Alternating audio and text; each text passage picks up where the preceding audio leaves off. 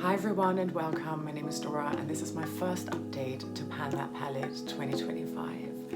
I only filmed my intro exactly 2 weeks ago today, but I've already met the goals that I've set out for myself for this first update, so I thought why not come on now. Plus the video that I had initially planned to go up on Friday, the lighting is so off. It's basically my eyeshadow palette collection inventory. So the palette that I'm working on is the Black Cherry palette by Barry M. I think I said it was discontinued, but it is on their website, but it's still very much available from different retailers.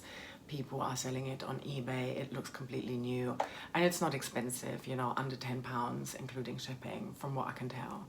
So yeah, it's still available. I'm really loving this palette. I've been wearing it every day in every look, and the look I'm wearing today is also only exclusively shadows from this palette. Pan That Palette was originally created by Amber F, who's still here on YouTube. I'm sure you know her, I'm sure you're watching all of her updates, but if not, there's a ton of content that you can binge watch from over 10 years of her panning palettes and really making such amazing progress and actually panning palettes to completion as well. It's very satisfying to see. I'm also for the first time ever doing a BYOP, a build your own palette, and the creators of this project are listed down below. I believe that's Jessica and Dana. This is a very low-key type of project for me. I'm just having fun with this.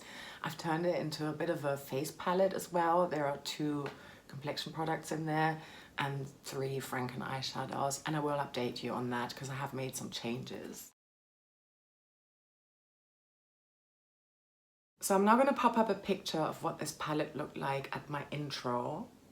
The goals for this palette, overall, I would like to finish it. My sort of midterm goal is to hit pan in all of the shadows by spring, so 20th of March that is this year. And then my goal for update number 1 was to do a project level up style level 2. So basically I wanted to hit 2 new pans and use every single shadow in this palette at least 2 times. And I managed to do that. So here's what my palette is looking like today. The pan expansions on here happen quite quickly, so it's very motivating for me to see progress with fairly little amount of use. Barry M, and I really just checked before I filmed, they say that there's 1.5 grams in each of these shadows. I don't want to call them out and say that's rubbish, but I think it could be a little bit less though. And I'm, you know, still loving this brand and this palette and the formula and everything, but it's either that they're correct and then other brands saying they've got less than a gram or just a gram in a pan are completely like underestimating that or going like way below. It just doesn't add up. Very shallow pans. They are of course a bit larger as well, so you know, let's take that into consideration. So this palette is now weighing in at 93.85 grams, and since my intro I have used up 0.52 grams. So that's about 1/3 of an eyeshadow. Let's talk about the new pans next though. So my first pan I hit was in Cherry Tart up here. So it's a mauvey matte shadow, and I'm using this in almost every eye look. Usually it helps me to blend out my crease a little bit and just to tidy up a little bit. I hit pan in this within 9 uses, which to me is crazy for a matte shadow. This is what I'm saying, these are very shallow. Of course it had prior use on it, but I can't imagine it was that much because I was never actively trying to hit pan on that shadow here. And then a few days later I hit pan in Sour, and that was after 6 uses within this project. Yes, it's a shimmer, that would be easier, but also I had more use on Sour in my intro than I had on Cherry Tart. What did I say? I had a small dip on Cherry Tart. Okay, maybe they were about equal, and I wrote small dip on Sour as well, but I knew I tried to actively hit pan in that in 2022 and didn't. But let's go through the uses one by one. So Ripen I used twice, and I'm wearing this today. Glacé I have used 18 times, and this is my go-to inner corner highlight shadow. You might think, but if it's only been 2 weeks, why are there 18 uses? I have definitely done quite a few days where I've had more than one makeup look in a day. I'm very excited right now about panning. I wear eyeshadow every single day anyway. If I ever miss a day, which hasn't happened to me yet so far in this year, I will make up for it with like 2 looks the following day. But also because I've often been wearing eye makeup like sort of quite early in the day already, 8 hours later I'm wanting to take it off and then start again a couple of hours later for like an evening look. So I've done that quite a few times, hence there are 18 uses. Sometimes I would use it on my brow bone a little bit as well. I think even once I've used it as a topper shadow as well. But if I'm dipping into the eyeshadow more than once for different purposes within one eye look, I'm still only counting 1 use. Cherry Tart, 16 uses. So like I said, 9 uses to hit pan. So I used it a further 7 times to expand the pan. And I'm loving that. I mean, yeah, sorry, coming back to Ripen, I think what an amazing pan expansion after just 2 uses. I'm very pleased with that. Bakewell I have used 6 times. There's a bit of a disturbance now. This was my one unused shadow within this palette at my intro. Sour, I've got 7 uses on here, so I hit pan after 6, 1 extra use since then. With this shadow, I'm sort of alternating between using it as a topper and then also applying it all over my lid. Of course, I tried to do the all over the lid using a brush a few times because I really wanted to hit pan in it. And yeah, 6 uses, like I said. Wild I've used twice. I think there's a bit of a pan expansion as well. So this already had pan at the intro, as you can see. One of those times was as a nail polish topper, and I'm wearing that today. On top of an orange nail polish. Can't say I'm really loving it, but I think it's probably just something for autumn, you know, not for now. But I'm glad I gave it a go, and yeah, I think I'll try that again in 6 months or so, longer. We'll see. Juiced, I've got 6 uses on this shadow. I've used this shadow today both on my lower lash line and to blend out my crease, but I then sort of mixed it in with Bakewell today as well. So yeah, I've sort of tried to mute it a little bit, but I'm really liking this one. This started out with very light use. Once I've hit pan on everything by spring, I think this could be a good one to try and get out of the way in spring, summer. But I'm jumping ahead of myself. Bitter, 2 uses, little tiny pan expansion, why not? And then Poison I've used 9 times. Mainly I've been using it as a outer corner shadow. I do want to try and use it all over my lid as well, especially now during the winter months. I think that would be quite nice. And I've got a new shadow, a new Franken in my BYOP that I think could work with that, and with that one on the outer corner a bit better than what I had in here before. So there's that. Okay, goals for update number 2. So I'm gonna allow myself about a month again. I'm aiming at giving you the next update on the 25th of February, but of course that could change if I'm super quick with my goals again and I've got a bit of time, then maybe it'll be earlier or maybe later, we'll see. But round about a month, I would like to hit 1 more new pan. That would give me another month, about 4 weeks to hit the other 2 pans, the remaining ones, by spring. So that's obviously Bakewell, Juiced or Poison that I need to hit pan on by the next update. And then the other remaining 2 shadows, well, all of them, I would like to use them 10 times or hit pan, whichever comes first. Yay! Okay, let's talk about my BYOP.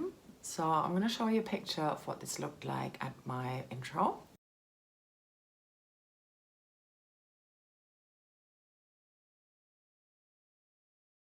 And here is where I am today.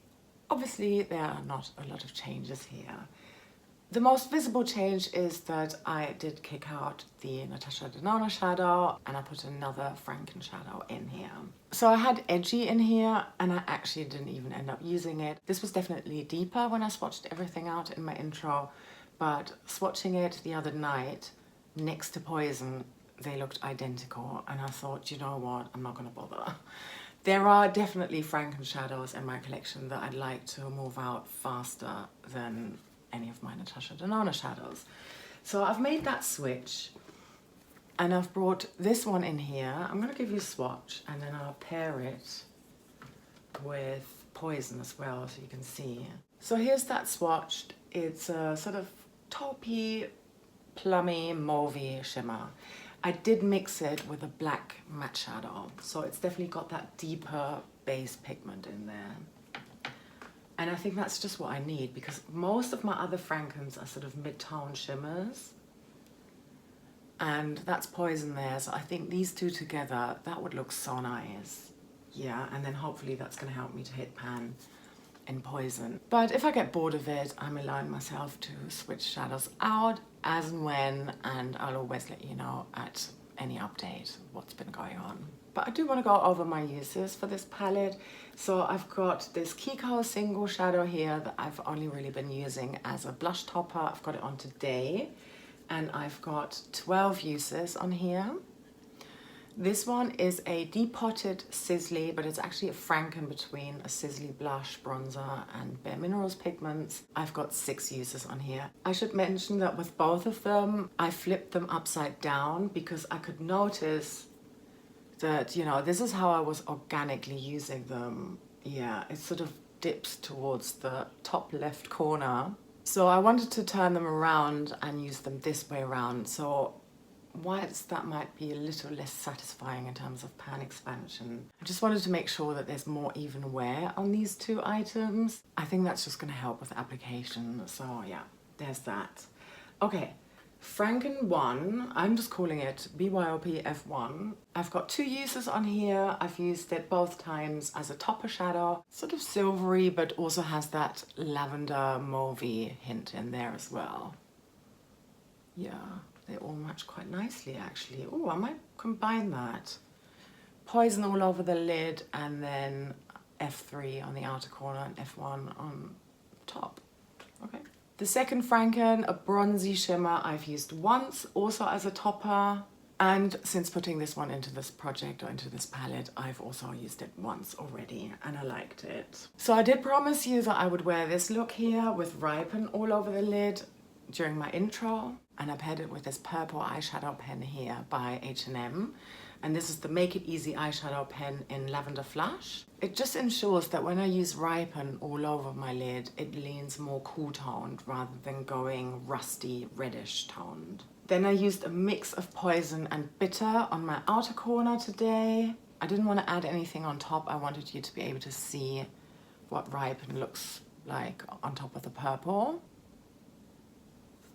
And then, like I said, juiced and bake well to blend out my crease. A little bit of cherry tart as well to just tidy up. Glacé went in the inner corner and a tiny little bit on the brow bone. And that's that. So I've used all of these shadows apart from the 2 shimmers here. So not Sour, not Wild, but Wild is on my nail polish. So we could say I'm wearing an 8 eyeshadow look today, plus the Kiko as a blush topper. Yeah. I'm having lots of fun. I'm really enjoying it. And I like pairing these 2 projects together because the BYOP really ensures that anything that I haven't got in here is still within this project. I'm still able to make progress. It also gives me the freedom to switch things out as and when. I might do some more Frankening later down the line. I'll keep you posted on that. Maybe I'll do Frankening on here at some point, maybe not. Yeah, I don't need to think about that just yet. But yeah, predictions for next time. I'm really not sure which one it's going to be. I think initially I'm just going to try and do my 10 uses on Bakewell, Juiced, and Poison. And I think after 5 uses, I'll be on each of them, I'll be able to tell which one is the most likely to be my next pan. Yes. All right, that was it from me. Thank you so much for watching all the way until the end. I hope you're doing really, really well. I hope your Pan That palette is going really well. Whatever goals you've set, yeah, I hope it's going well. And if it isn't, and you find that it isn't working right from the get-go, drop it, do something different, switch something out. I had to do that at the beginning of last year. I think I waited a little bit too long for that. My advice would just be make sure it's something that you're actually excited about, and then the progress will come by itself because you'll be wanting to use these shadows every time you apply your makeup anyway. Thanks again for watching. I hope you have a lovely rest of your day or night, wherever you are, and I'm sending you so much love. Take care. Bye.